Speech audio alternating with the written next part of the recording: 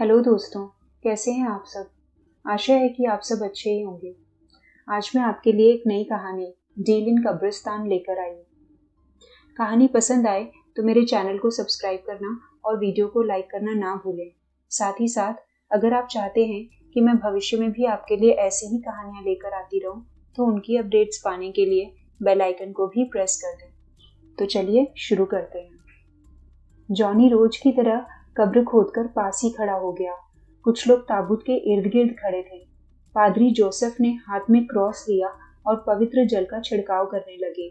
कोविड-19 की वजह से सिर्फ 20 लोगों को ही कब्रिस्तान में आने के लिए मंजूरी मिली थी। उन 20 लोगों में सिर्फ एक ही औरत थी, या यूं कहें लड़की। लाश किसी वृद्ध इंसान की थी। आंखें खुली हुई थी, हाथ की उंगलियां मुट्ठी की तरह भिंची हुई थी। जॉनी को अजीब लगा। जॉनी वैसे तो हमेशा पिया हुआ रहता था, पर दारूबंदी की वजह से दारू मिल ही नहीं रही थी। डॉक्टर से वो पहले ही 4 इंजेक्शन लगवा चुका था। बिना पिए उसके हाथ पैर भी बुरी तरह कांपने लग गए थे। पादरी जोसेफ देखते ही समझ गए कि जॉनी ने कब्र सही तरीके से नहीं खोदी थी। आड़ी तिरछी कब्र खोदी हुई थी, पर मरता क्या न करता वाली बात थी। जॉनी जब लाश को ताबूत सहित गाड़ी से उतार रहा था, तभी लाश की खुली आंखें देख थोड़ा सहम गया था। आंखें आसमान की ओर टकटकी लगाए देख रही थी। जॉनी भी आसमान की ओर देखने लग गया। सहज ही जॉनी को गलती का एहसास हुआ और उसके चेहरे पर मुस्कान उभर आई। ये तो मरा हुआ है और मैं क्या ऊपर देख रहा हूँ, इसने तो ऊपर का रास्ता नाप लिया है। जॉनी का ध्यान लाश के हाथों पर गया। दोनों हाथ मुट्ठी की शक्ल में बंधे हुए थे। ये अजीब था, पर जॉनी को क्या है, उसे पैसे मिलते हैं और पैसों के लिए वो इस अजीब काम में लगा हुआ है। दिन में 1 आध या 2 बार कब्र खोदो, फिर कब्र भरो, और बदले में जो पैसे मिलते हैं वो अच्छी नौकरी करने वाले को भी ना मिले। ऊपर से लाश के पहने हुए जेवरात पर वो रात को सफाई कर देता था। जॉनी यही सब सोच अपनी जगह खड़ा हो गया था। लड़की रो रही थी, पर फिर भी मुख से तेज कम नहीं था। खूबसूरत थी, पर आंखों में अश्रुओं की धार भी निरंतर बह रही थी। पादरी जोसेफ ने अपना आखिरी वर्सेस बाइबल से पढ़ना शुरू किया। ताबूत को उठाने कुछ लोग आगे आए। उन्होंने ताबूत को उठाया और गड्ढे में डालने लगे। ताबूत नीचे जमीन की सतह को छूते ही गड़गड़ाहट की आवाज आई। आवाज पहली बार जॉनी को अजीब लगी। हमेशा उसके कर्ण ऐसी आवाजों के आदी थे, पर इस बार आवाज थोड़ी अजीब थी। शायद लकड़ी की गुणवत्ता में कुछ फर्क हो। ताबूत को बंद किया गया, पर वो आंखें बंद नहीं थी। वो आंखें खोई खोई सी लग रही थी।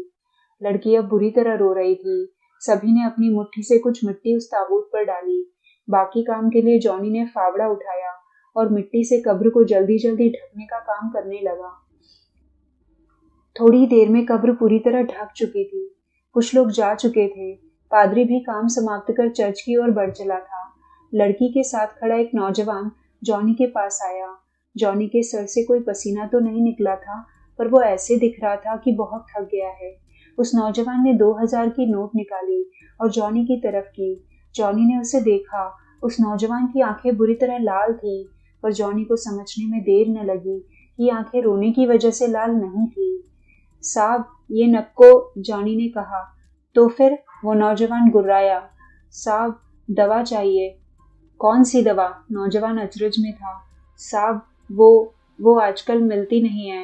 विदेशी नहीं तो देसी ही दे दो, पर दे दो साहब, बड़ी मेहरबानी होगी। लॉकडाउन की वजह से जीना दुभर हो गया है। लोग मरते भी कम हैं आजकल। नौजवान का मुंह खुला का खुला रह गया। उसने एक बार उस लड़की की ओर देखा। लड़की कब्र के पास खड़ी उस कब्र को पता नहीं कितनी देर से देख रही थी। नौजवान जॉनी के पास आया। मैं बोतल दे दूंगा, पर बदले में एक काम है। साहब, बोतल के लिए कोई भी काम कर दूंगा, आप बोलो तो। ठीक है, मैं आता हूँ रात को बोतल लेकर। देखता हूँ कि कब्रिस्तान में पीने का क्या मजा आता है। साहब, कब्रिस्तान में पीने का जो मजा है वो कहीं नहीं आता। बिल्कुल शांत वातावरण और कोई झिकझिक नहीं, कोई टंटा नहीं है यहाँ। ठीक है फिर, आता हूँ रात में। तब तक तू ये नोट पकड़। एक बार जेब से बाहर आने के बाद कोई भी नोट दोबारा मेरे जेब में नहीं जाता। It's a deal. आप बड़े दयालु हैं। जॉनी की हंसी किसी खिसियानी बिल्ली जैसी थी। नौजवान ने उस लड़की को पुकारा। लिली, अब हमें चलना चाहिए। हाँ, चलते हैं कार्टर। पापा को देख लूं आखिरी बार।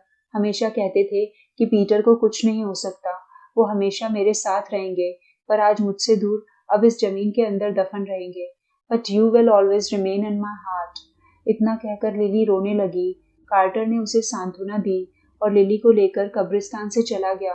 जाते हुए उसने जॉनी को अपने नंबर दिए और रात के 10 बजे का समय सुनिश्चित किया। रात को ठीक 10 बजे जॉनी के घर के दरवाजे पर दस्तक हुई। जॉनी ने दरवाजा खोला। सामने कार्टर खड़ा था। हाथ में 2 ब्लैक डॉग की बोतलें थी। जॉनी के चेहरे पर चमक आ गई थी। मुंह में पानी भर आया था। उसने सारी तैयारियां पहले से ही करके रखी हुई थी। क्या बात है जॉनी, सारी तैयारियां करके रखी हुई है? तुझे विश्वास था कि मैं आऊंगा? विश्वास क्यों नहीं होगा? तुम अपनी जुबान से थोड़ी ना फिरने वाले हो। और कुछ मैं समझ भी गया था कि क्या काम हो सकता है। क्या समझ गए? कार्टर थोड़ा अचंभित था। यही कि लाश को खोदकर बाहर निकालना है। जॉनी ने एकदम इत्मीनान से कहा।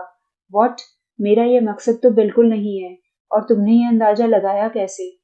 साहब, इतने लोगों को दफनाया है, कभी किसी ने वो हरकत नहीं की जो आपने की। मतलब मैंने देख लिया था कि जब गाड़ी से लाश उतारकर चर्च को ला रहे थे तो आपने मुट्ठी खोलने की भरसक प्रयास किया। आपके हाथ में एक पेपर था, मैंने देख लिया था, परंतु मैं चुप था। सभी लोग बाहर थे और सिर्फ आप अंदर खड़े थे, पर आपने देखा नहीं कि मैं भी चर्च के अंदर वाले कमरे में पुरानी अलमारियों में कंकाल सेट कर ही रहा था। अच्छा, तो तुमने देख लिया था। कार्टर थोड़ा परेशानी की मुद्रा में आ गया था। हाँ, वो क्या है ना साहब, कब्रिस्तान में आने के बाद लोगों का झूठ छुपता नहीं मुझसे। छोड़ो ना साहब, लाओ जरा ये बोतल दो, गले की प्यास बुझाने दो। इतना कह जॉनी ने बोतल खोली और पैक बनाकर बिना चीयर किए हुए ही पूरी ग्लास एक सांस में गले से नीचे उतार दी। कार्टर वहीं खड़ा था। तो मेरा काम कर, लाश को बाहर निकाल, उसके हाथ के अंगूठे के निशान चाहिए मुझे। कार्टर की बातों में थोड़ी उग्रता नजर आ रही थी।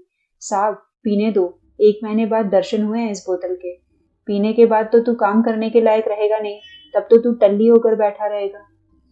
नहीं साहब, मैंने आपका काम कर लिया है। आप ये बोतल दो मुझे और जाओ उसी कब्र पर। मैंने कब्र खोद कर रख दी है, अब मुझे पीने दो साहब, मैं भी थोड़ी देर में ज्वाइन करता हूँ। इतना कह जॉनी ने दूसरा पैक भी गले के नीचे उतार दिया। कार्टर की आंखों में गुस्सा था, पर चाहकर भी कुछ न कर पाया। अपना बैग लेकर अकेले वो कब्रिस्तान की दिशा में चला गया। कार्टर का मन जॉनी को बुरा भला कह रहा था। उसे पीटर पर बहुत गुस्सा आ रहा था। साला मरते मरते भी काम अधूरा छोड़ गया। कमीने ने सारी जायदाद तहस नहस कर दी। बड़ी मुश्किल से लिली को शादी के झांसे में लिया था, ताकि शादी के बाद इकलौती बेटी को सारी जायदाद मिल जाएगी, पर इसने तो आधी जायदाद दान धर्म में डाल दी। एक फूटी कौड़ी न दूं मैं किसी आश्रम वाश्रम को। कार्टर जैसे पीटर के आखिरी मंजर को याद कर बैठा। कार्टर ने खूब झगड़ा किया था पीटर से, बहुत बुरा भला बोल पड़ा था। पीटर के सामने उसने उसकी वसीयत के नए कागजात बनाकर रख दिए थे। पीटर को बहुत बुरा लगा था। पीटर के मन में कार्टर के प्रति नफरत पैदा हो गई थी। उसे कार्टर का विश्वासघात बहुत बुरा लग रहा था। उसे लिली की याद आ रही थी, पर लिली डॉक्टर थी और उन्हें छुट्टी नहीं मिल रही थी। घर पर कार्टर और पीटर ही थे। दोनों में खूब बहस हुई, झगड़े हुए। जब कार्टर जबरदस्ती करने लगा तब पीटर को दिल का दौरा आ पड़ा। कार्टर को लगा बुढ़ा नाटक कर रहा है, पर थोड़ी ही देर में समझ गया कि मामला गड़बड़ है। इतने में दरवाजे की बेल बजी और सामने लिली थी। मैं तुम्हें ही फोन कर रहा था, देखो पापा को क्या हुआ है। लिली दौड़कर गई, पर तब तक देर हो चुकी थी। पीटर की मौत हो चुकी थी। लिली खूब रोई और कार्टर ने पीटर की आंखें बंद करना चाहा, पर वह खुली की खुली थी। कार्टर ने पेपर भी अपने पीछे छुपा लिया था। पीटर की मुट्ठी बुरी तरह से भींची हुई थी। कार्टर कब्रिस्तान पहुंच चुका था। दिन में जितनी हरियाली थी, रात में वही हरियाली डरावना मंजर पैदा कर रही थी। कार्टर ने बैग से एक टॉर्च निकाली। टॉर्च की फोकस लाइट बढ़िया थी। पूरे कब्रिस्तान में कोई लाइट नहीं थी। जॉनी के घर और चर्च से दूर आ गया था कार्टर। वातावरण वाकई शांत था। वातावरण में ठंडक भी थी। कार्टर उस कब्रिस्तान के कब्रों के बीच से गुजर रहा था। सभी कब्रें ऐसी प्रतीत हो रही थी कि जैसे वो कार्टर को घूर रही थी। कार्टर ने आज से पहले कभी रात में कब्रिस्तान का रुख नहीं किया था। उसे भूत प्रेत में विश्वास नहीं था, परंतु अपने साथ हमेशा जीसस का लॉकेट रखता था। तभी उल्लू की चिंकारी से कार्टर का हृदय कांप गया। कीट पतंगों की आवाजें डरावने माहौल को और डरा रही थी। कार्टर को न जाने क्यों, पर बहुत डर लग रहा था। उसके माथे से पसीने रुकने का नाम नहीं ले रहे थे। आंखों के सामने ऐसा लग रहा था जैसे अभी कोई कब्र से उठेगा और कार्टर से कहेगा कि इतनी रात को यहाँ क्या कर रहा है। उसके हाथ पैरों में भी कंपन शुरू हो गया था। कार्टर की रफ्तार धीमी थी। वह बार बार अपने चारों तरफ नजर घुमा रहा था। उसे लग रहा था कि कोई उसके आसपास ही है। पत्तियों की हल्की सी भी सरसराहट उसे और डराने के लिए काफी थी। वह मन ही मन में जॉनी को गालियां दे रहा था। उसे भी साथ में लाना चाहिए था। रात में कब्रिस्तान किसी भुतहा घर जैसा लग रहा था। भूल भलैया बिखरी है यहाँ। पीटर की कब्र कौन सी है ढूंढना मुश्किल लग रहा है। तभी जैसे पवन का एक झोंका आया और डर के मारे कार्टर के हाथ से टॉर्च नीचे गिर गई। टॉर्च की लाइट जहां जाती वहां सिर्फ जमीन से लगे हुए क्रॉस और जमीन के 6 फीट नीचे लाशों के अंबार ही प्रतीत हो रहे थे। हर क्रॉस पर कुछ न कुछ लिखा हुआ था। Welcome in deep slumber, resting peacefully, इत्यादि इत्यादि। कार्टर ने ध्यान नहीं दिया कि पीटर की कब्र पर क्या लिखवाया था। कार्टर अपने कदम संभल संभल कर रख रहा था। वह गलती से भी कब्र पर पैर रखने की गुस्ताखी नहीं कर रहा था। उसे बचपन में माँ ने बताया था कि कब्र पर पैर नहीं रखते, मुर्दा लाशें खींच जाती है। बेतुकी बात थी, पर कार्टर उस बात का ध्यान बखूबी रख रहा था। वह मन ही मन जीसस को याद कर रहा था। इसके बाद कभी कोई बुरा काम नहीं करूंगा वाली प्रार्थना का रट लगाए हुए था। अंधेरा बेहद ज्यादा था। चंद्रमा की रोशनी भी काले बादलों की वजह से नदारद थी। हर छोटी से छोटी आवाज भी कार्टर की धड़कनें बढ़ाने के लिए काफी थी। जगह जगह लाशों की सड़ांध की बदबू भी आ रही थी। तभी टॉर्च की रोशनी एक खुदी हुई कब्र पर पहुंची। कार्टर ने राहत की सांस ली। ये कब्र पीटर की ही थी। एक और कब्र खुदी हुई थी, पीटर की कब्र के थोड़ी दूर। कार्टर को अचरज हुआ, पर फिर लगा शायद एक और नई लाश रूपी ग्राहक जल्दी ही यहाँ की शोभा बढ़ाने आ रहा होगा। पीटर का ताबूत कब्र से बिल्कुल ही पास रखा हुआ था। जॉनी ने कहे अनुसार काम किया था। कब्र पूरी तरह खोदी हुई थी। टॉर्च की रोशनी से क्रॉस पर लिखा हुआ नाम पढ़ा, Peter is not here, he is in heart. ये पढ़कर कार्टर की हंसी छूट गई।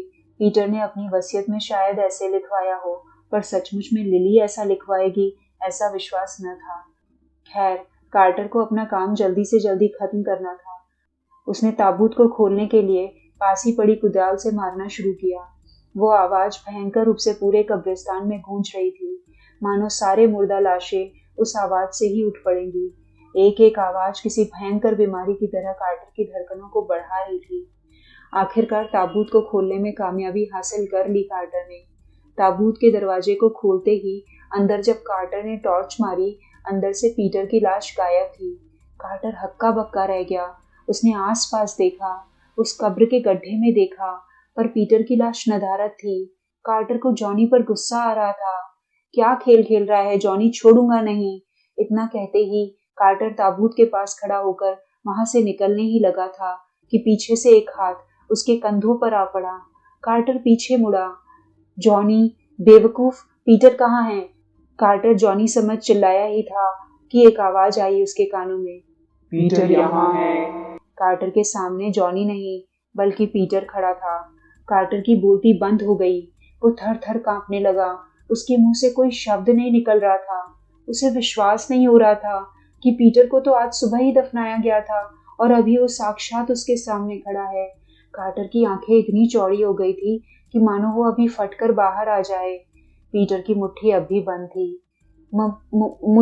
मुझे माफ कर दो पीटर। कार्टर की आवाज बेहद धीमी थी, पर कार्टर इतना डरा हुआ था कि ध्वनि बेहद कम थी। माफ तो मैं कर देता कार्टर, पर माफ करूंगा नहीं। इतना कह पीटर ने अपनी मुट्ठी कार्टर के सीने की ओर कर दी। कार्टर को सीने पर भयंकर दबाव महसूस होने लगा। ऐसे लगने लगा जैसे हजारों किलो एक साथ उसके हृदय पर रख दिए गए हो। कार्टर का पूरा शरीर पसीने से तरबतर हो गया। वो लड़खड़ा रहा था। उसका एक हाथ सीने को कसकर पकड़े हुए था। पीटर ने जल्दी ही अपनी मुट्ठी खोल ली। मुट्ठी खोलते तक मानो कार्टर का हृदय पूरा मसल दिया गया था। उसकी आंखें भयावह रूप से बाहर आ गई थी। कार्टर का शरीर जल्दी ही अकड़ गया था। वह अकड़े हुए शरीर के साथ यकायक उस ताबूत में जा गिरा जो पीटर का था। पीटर ने आसमान को देखा। उसका आखिरी काम पूरा हो गया था। पीटर ने अपनी जायदाद, जो अब ताबूत थी, कार्टर को दे दी थी। पीटर ने अपना शरीर छोड़ दिया। उसका शरीर वहीं शिथिल होकर गिर पड़ा। उसकी आत्मा आसमान में विलुप्त हो गई। जॉनी ने पूरी बोतल गटक ली थी। वह लड़खड़ाते हुए पीटर की कब्र तक पहुंच गया। वहां पीटर की लाश ताबूत के बाहर पड़ी हुई थी। कार्टर भी दिखाई नहीं दे रहा था। शायद काम हो गया। जॉनी ने पीटर की लाश को पैरों से खींचा और उसे एक ओर ले गया। उसने ताबूत को खोला। उसमें कार्टर की लाश पड़ी थी। जॉनी को बिल्कुल भी अचरज नहीं हुआ। उसने कार्टर की लाश को ताबूत में मजबूती से बंद करके पीटर के पास वाले गड्ढे में धकेल दिया। मिट्टी से कब्र को पूरी तरह ढक दिया। पीटर की लाश को पीटर के गड्ढे में डाल दिया, बिना ताबूत के। दूसरा गड्ढा भी उसने पहले से खोद कर रखा हुआ था। पीटर की लाश को देखते ही उसे थोड़े समय पहले हुई वार्तालाप याद आ गई। जॉनी ने जब पीटर की कब्र को खोदकर बाहर निकाल दिया था, तभी उसे एक आवाज आई थी। जॉनी, 2 बोतलें नहीं बल्कि बोतलों का पूरा कैरेट दूंगा। पास में ही एक और गड्ढा खोद कर चला जा। जॉनी पहले तो बहुत डर गया, पर उसने वही किया जो पीटर ने कहा था। जॉनी समझ गया था कि आज रात एक और लाश बिना सर्टिफिकेट के जमीन के नीचे दफन होगी। उसने पास में ही एक कब्र और खोद कर रख दी थी, जिस पर कोई क्रॉस नहीं रखा उसने। उसी कब्र में कार्टर को चीर निद्रा में सुला दिया गया। इस बार ताबूत को कब्र में गाड़ते समय जो आवाज आती है, वही आवाज आई। कोई अजीब आवाज नहीं थी। जॉनी को कई साल हो गए थे इन मुर्दा लोगों के साथ रहते रहते। उसे पता था कि कौन सा मुर्दा जगा हुआ है। जब भी ताबूत को कब्र में उतारा जाता है, जॉनी वहीं खड़ा रहता है। ताबूत की अजीब सी आवाज उसके कानों तक पहुंची जाती है और वो समझ जाता है।